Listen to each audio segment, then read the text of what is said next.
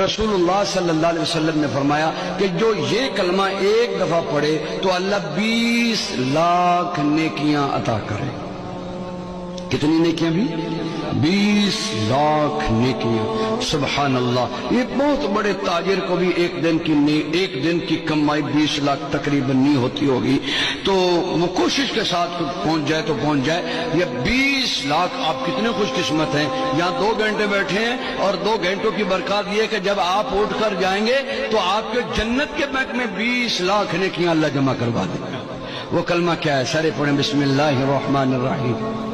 لا الہ الا اللہ وحدہ لا شریک لہ احدا صمدا لم یلد ولم یولد ولم یکن لہ کفوا احد۔ جس نے پڑھا اس کو مبارک ہو۔